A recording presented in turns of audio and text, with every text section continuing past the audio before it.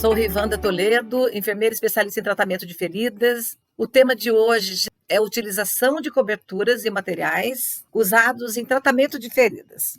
Quando você não conhece coberturas e produtos, você está deixando de atender a metade da necessidade que você teria para poder tratar uma ferida.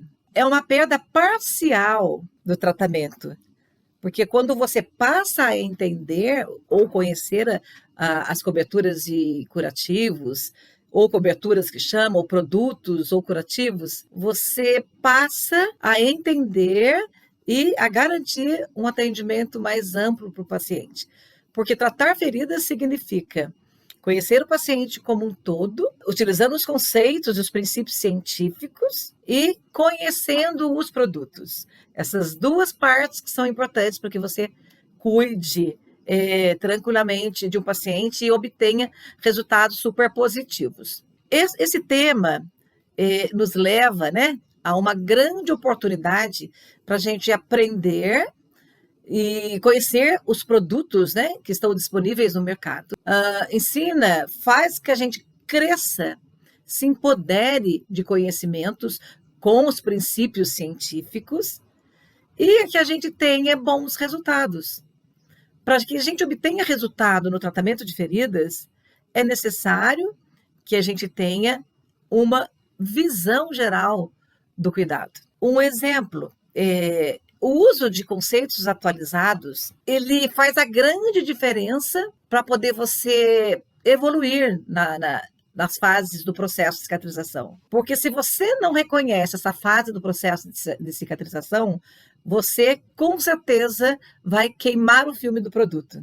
O produto por si só pode não fazer a diferença no tratamento de feridas. Por isso que você tem que conhecer os conceitos atualizados, melhor, os conceitos e princípios científicos. Um outro exemplo, o uso de produtos adequados que têm e que visam atender a necessidade de ferida é prontamente a opção que nós temos que ter para garantir esse resultado. Porém, nós temos que conhecer a ação e a contraindicação do produto. Nós temos que também, para conseguir um resultado importantíssimo, fundamental no tratamento de feridas, ter um olhar holístico para o paciente. O que significa isso? Atender a sua necessidade física, psíquica e mental e emocional, né, do paciente. Não adianta a gente só ficar olhando na ferida ou só olhando a parte física. Tem a questão social, que é super importante. Tem a questão dos mitos e crenças que o paciente traz com ele, que muitas vezes isso atrapalha todo o nosso investimento nos nossos conhecimentos. É difícil você deparar com o paciente que traz muitos mitos e crenças no tratamento de feridas. Depois a gente pode falar um pouquinho sobre isso. Então, enxergar o paciente holisticamente faz uma grande diferença. Então, tratar a ferida é olhar para o paciente dessa forma. Sempre existe alguém, né, nesta dinâmica de tratamento de feridas, que fala assim, eu não tenho produtos modernos, eu não consigo fazer nada, eu não tenho produtos modernos. Eu diria para você, colega, que você pensa dessa forma. O produto moderno, ele é importante, ele faz falta, porém, ele não é a única alternativa que nós temos para poder cuidar de feridas. Produtos modernos ajudam sim, eles atenderem a necessidade de alteração e tratamento da necessidade da ferida. Por isso que a gente fala que nós temos que saber interpretar o que a ferida quer para a gente, entendeu? Então, ela tem que fazer uma pergunta. Eu falo que a ferida fala com a gente. Nós que temos que abrir os ouvidos para poder entender o que ela quer. Então, por isso que não existe produto para aquela ferida, e sim uma ferida que apresenta tal necessidade e que precisa de tal produto. Essa é a diferenciação que nós temos que fazer. Então, produtos modernos existem milhões de produtos modernos. A ciência está aí, a indústria farmacêutica está aí, ganhando milhões em cima da gente que não sabe usar. Então, gente, por favor, vamos olhar e tentar entender para que serve aquele produto, qual a indicação daquele produto, para que e qual é a contraindicação. Nós temos sempre que nós não podemos deixar a responsabilidade toda para o produto. O produto tem o seu papel, porém o nosso papel é mais importante. O papel que a gente investe no paciente, para conhecer o paciente, porque ele sim é o papel principal. Os outros têm papel coadjuvantes. O papel principal é do paciente, é ele e seu organismo em funcionamento. Uma outra pergunta ou uma outra questão que as pessoas me colocam é: eu não me identifico com a área de feridas. Colegas, não tem como a gente não se identificar. Nós somos enfermeiros, nós somos profissional da saúde. Nós temos que, sim, saber interpretar, indicar, tratar o paciente. Isso faz parte, isso é nossa atribuição. Nós nos formamos como profissional de saúde e que temos que saber tratar a ferida. Porém, existem aqueles, obviamente, que têm mais experiência, ou que se tornaram especialistas. Mas todos deverão saber identificar a lesão e passar a entender, nem que seja o básico, para poder, pelo menos, não atrapalhar no processo, o processo de cicatrização. Porque eu conheci um autor, né, eu li um livro que o autor ainda falava: muito faz quem não atrapalha. Então, se você não pretende fazer nada na ferida, então não faça nem nada de errado. Porque se você fizer errado, além de você estar negligenciando com a sua responsabilidade, você está atrapalhando o processo de cicatrização. Isso aí é realmente imperdoável.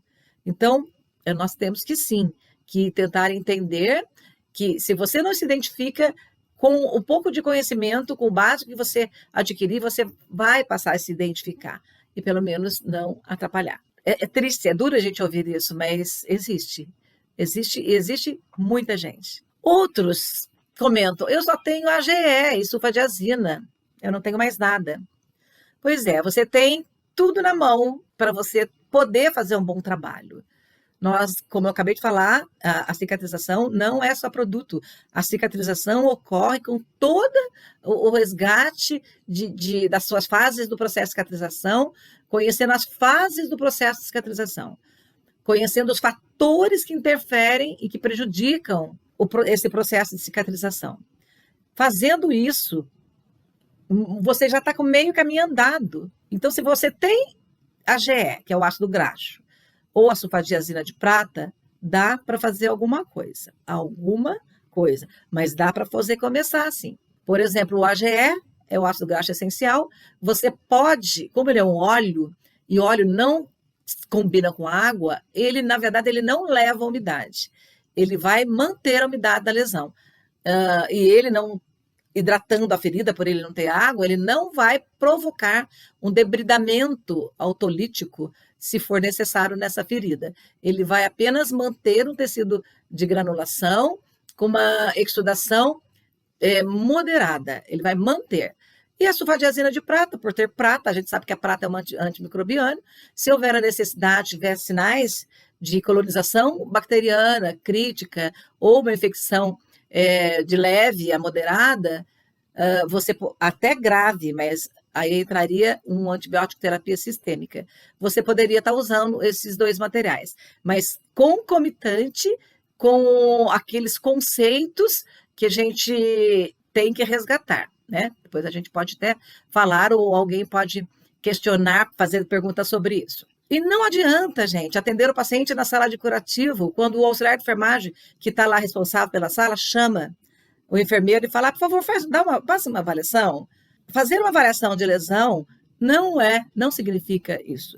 Fazer uma avaliação de lesão significa, sim, saber interpretar o que é necessário naquele momento da lesão, da ferida. Porém, para isso, é necessário uma conversa, é necessário uma fase anterior, que nós sabemos que é a própria consulta de enfermagem, com a anamnese, com o diagnóstico, com a prescrição, com a avaliação, com toda uma sistematização dos cuidados que a gente deveria fazer. E para a gente conseguir isso, produtos e treinamento, né, para os profissionais, com que a gente se atualize no tratamento de feridas, nós temos, e que a gente tenha disponível as coberturas, é necessário reivindicar.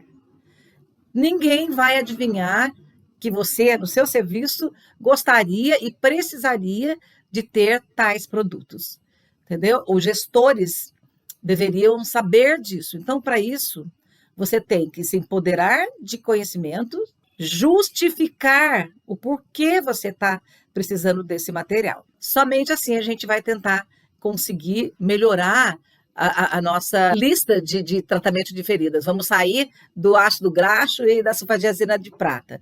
É necessário saber. É necessário também criar protocolos com produtos padronizados, justificar cada produto. Então, nós temos que, sim, a oportunidade de fazer isso. A gente sabe que a gente precisa de coberturas.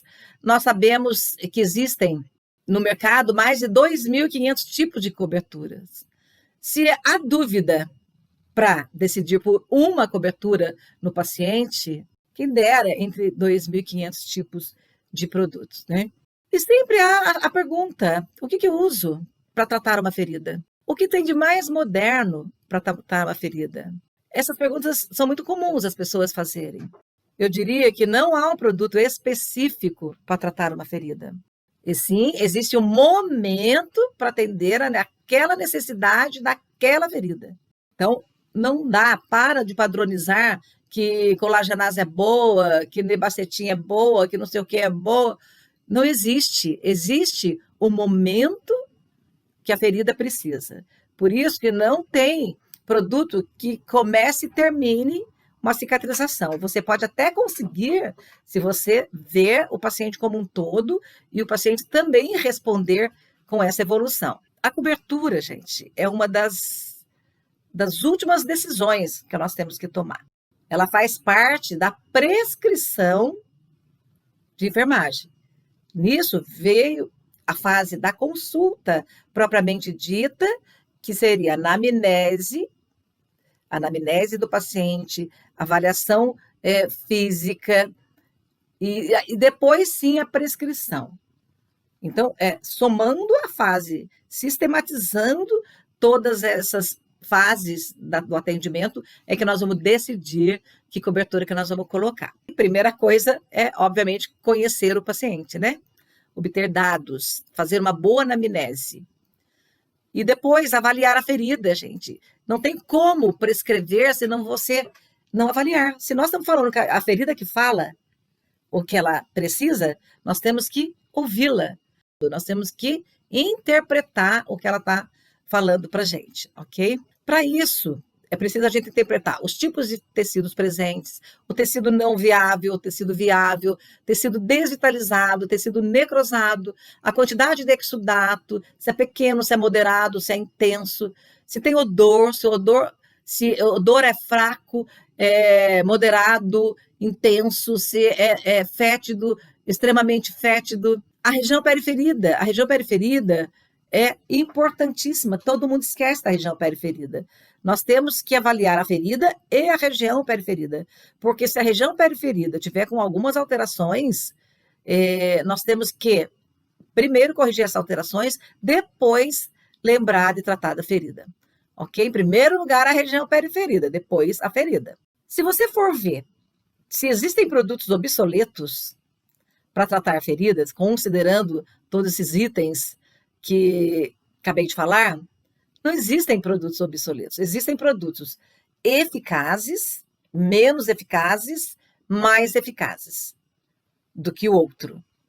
Existe produto indicado e contraindicado naquele momento do processo de cicatrização. Por exemplo, o óleo de girassol, o AGE, ele é um ácido graxo. Por ele ser óleo, ele não tem água na sua formulação, nós já vimos isso lá atrás. Porém, ele não vai hidratar o tecido. Então, se nós temos um tecido extremamente seco, nós precisamos de água na formulação, nós precisamos levar umidade. Então, não, o óleo, o AGE, não seria o mais indicado. Porém, o AGE com vitaminas, que é o industrializado, não o óleo de girassol, aquele óleo que a gente compra de cozinha, não esse, mas o industrializado, fabricado especialmente para tratar a ferida. Esses sim, eles são enriquecidos com vitaminas que auxiliam na cicatrização. E eles são indicados na presença de tecido de granulação, na presença de tecidos saudáveis. E a sulfadiazina de prata na presença de infecção, por ela conter a prata. Entendeu? Então, essas são as indicações, as contraindicações, em que o momento que você vai usar que é importante. Para te ajudar a você decidir um curativo, vamos ver quais as características de um curativo ideal. Manter a umidade no leito da ferida. Então, o curativo ideal, ou a cobertura ideal, ou o produto ideal, que as pessoas conhecem isso, manter a umidade no leito da ferida.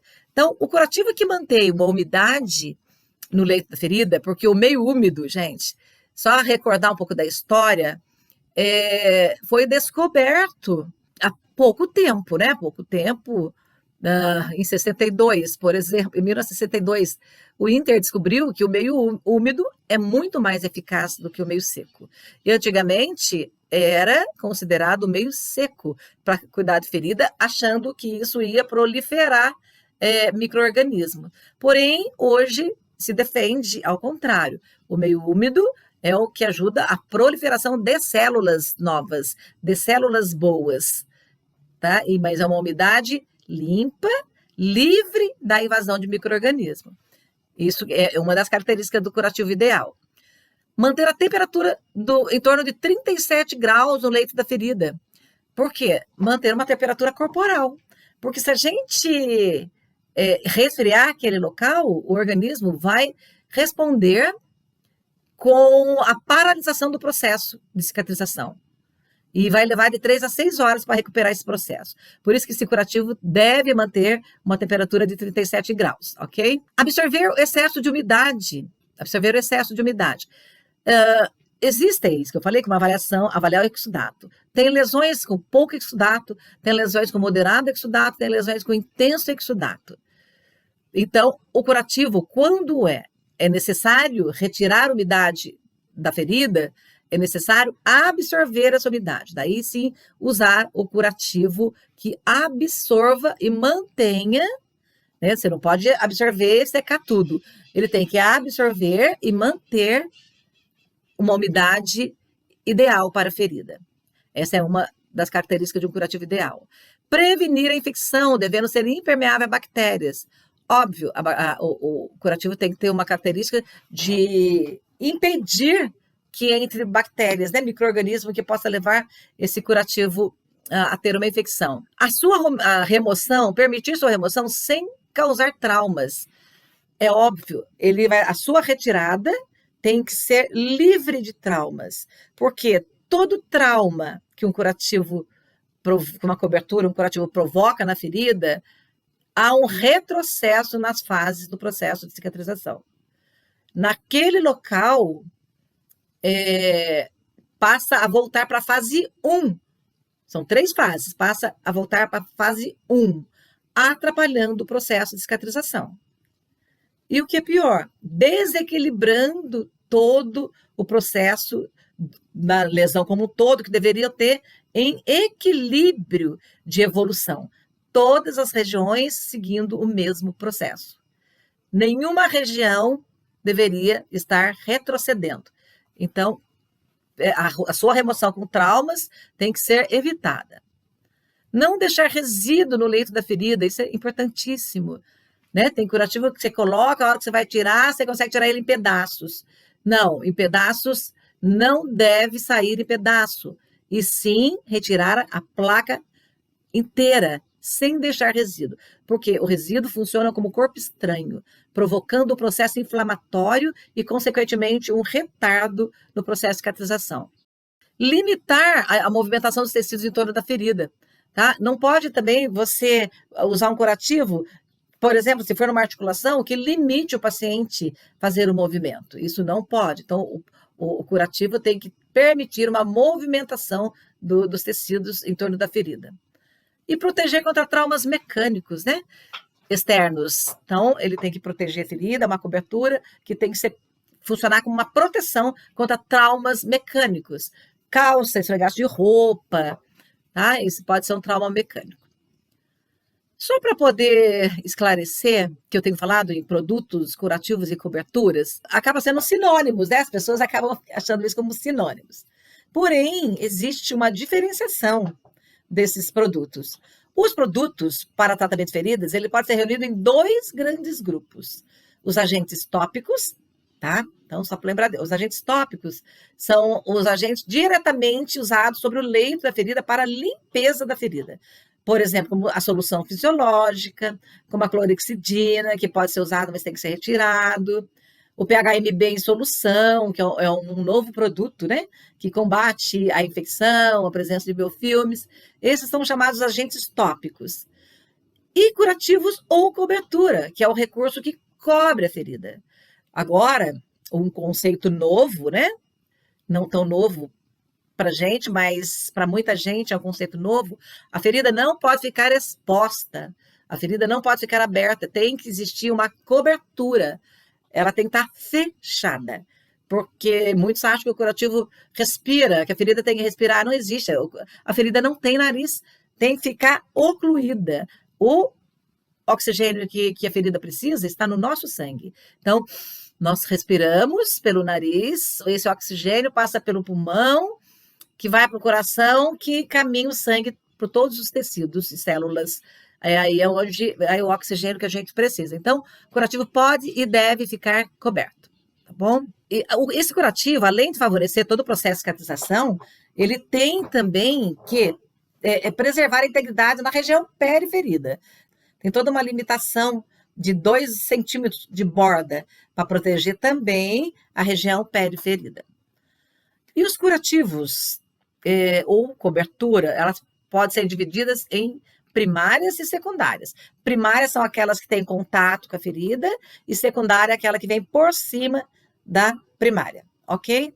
Mas nem todos os curativos fazem o mesmo papel. Por exemplo, tem o papel só de ser primário, outro tem o papel de ser só secundário. Mas tem curativos que podem tanto usar como primário como secundário, tá bom? E dificilmente o secundário vai voltar, a maioria dos secundários não pode ser primário. Pessoal, se vocês estão gostando do conteúdo, deixe seu like e se inscreva no canal, tá? E compartilhe com um colega que precisa saber disso urgente. Agora nós vamos conhecer os produtos e cobertura. Vamos falar de um pouquinho dos grupos de cada um deles, ok? Vamos lá. Grupos de coberturas.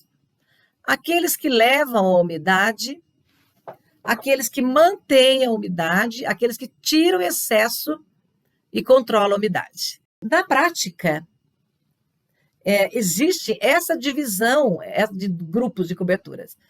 Por isso que é importante você conhecer, para você poder interpretar, reconhecer, né, essa necessidade e indicar um produto, ok? Aqueles que levam a umidade, eles são utilizados em feridas secas a moderada exudação.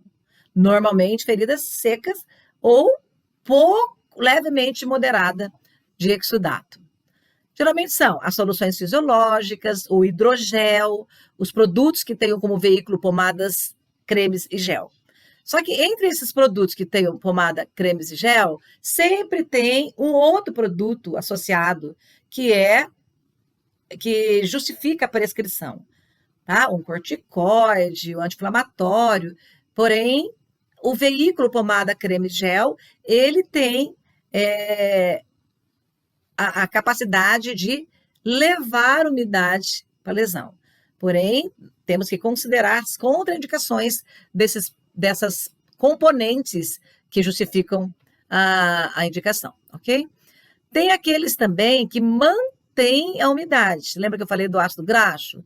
Então, existem feridas que têm moderada exudação, que ela não está seca, totalmente seca, que ela não está com uma exudação exagerada, ela está com uma média exudação, que nós chamamos de moderada exudação. E aí, nesses, pode usar os óleos, os óleos de uma forma geral, o petrolato, o ácido graxo, o hidrocolóide, os hidropolímeros, porém, esses têm as contraindicações de usar em tecidos mortos e desvitalizados, como as necroses secas, Isso são contraindicados o uso dos AGS, dos hidrocolóides hidropolímeros, né? Eles são, mantêm a umidade, porém, eles têm as suas contraindicações. Por isso que tem que ficar bem atenta. Existem aqueles que tiram o excesso e controlam a umidade, né? Feridas que têm o excesso, aquela excesso em grande quantidade, e que pode ser de moderada exsudação a alta exsudação, e aqueles que são absorventes. O tipo de curativo desse caso são os absorventes. São feridas, o alginato de cálcio, a hidrofibra, as espumas, ok? Esses são os curativos absorventes. Existem aqueles curativos também que possuem ação antimicrobiana, por exemplo, que contém prata e que contém o PHMB. Alguns contêm o iodo, mas o iodo geralmente possui uma ação antimicrobiana, mas o iodo ele tem que ser a 1%. Então, não pode ser qualquer formulação à base de iodo. Por exemplo, a clorexidina, que tem iodo, ela é usada como antisséptico, de passar e tirar, e não como tratamento de lesão. Tem aqueles que tratam e previnem o biofilme. O biofilme nada mais é do que aquela colonização de bactérias, de todos os tipos, de diversos tipos de bactérias, que se acumulam no leito da lesão, formando uma película translúcida, que a gente chama de película polimérica, parece um plástico, onde as bactérias ficam aderidas. E esses biofilmes são inimigos número 1 de uma boa cicatrização. Então, a gente sugiro até que a gente faça outro momento falando só de biofilme. Eu acho bastante complexo, mas possível de entender, porque é necessário saber identificar a presença de um biofilme. E a gente tem várias dicas, tem vários produtos, tem várias formas, procedimentos que a gente pode usar para a retirada do biofilme. Tem aqueles que realizam a hemostasia, tá? Como o alginato de cálcio.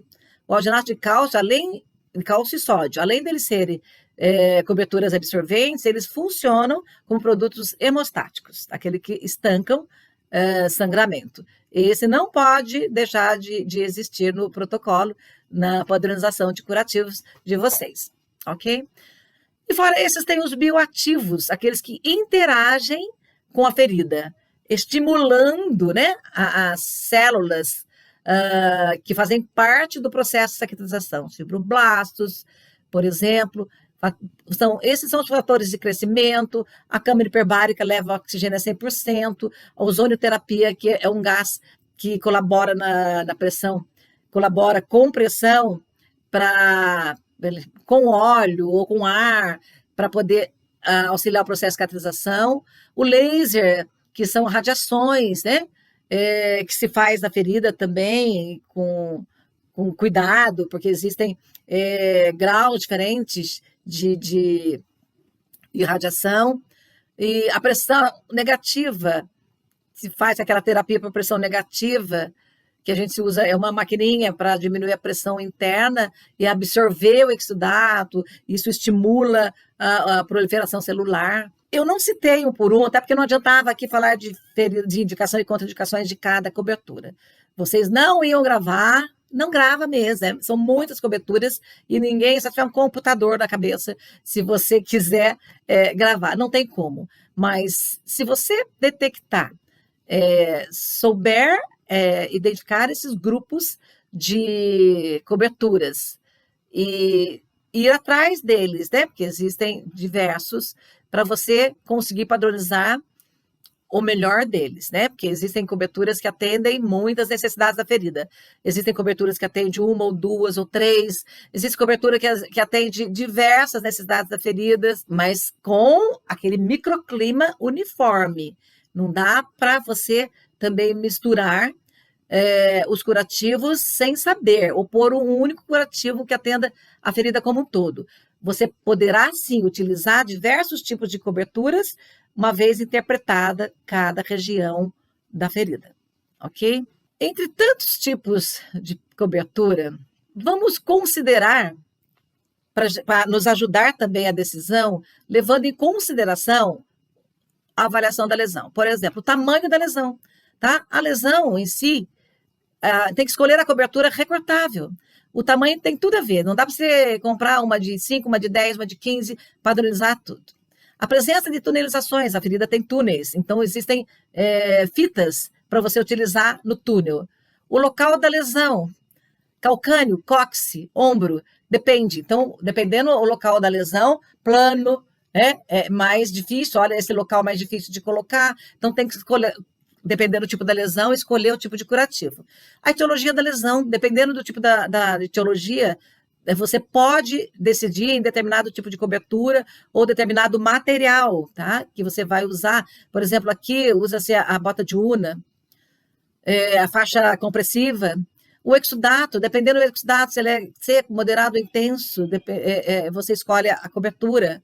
A microbiota, né? A colonização bacteriana, se ela está colonizada só simplesmente, se ela tem sinais de infecção, aqueles sinais flogísticos de infecção, calor, rubor, dor, edema, perda da função, o tipo de tecido presente, se é de granulação, de epitelização, necrose, seca ou úmida, e se vai precisar de um debridamento, tá? Se o debridamento vai ser otolítico, enzimático, mecânico ou cirúrgico.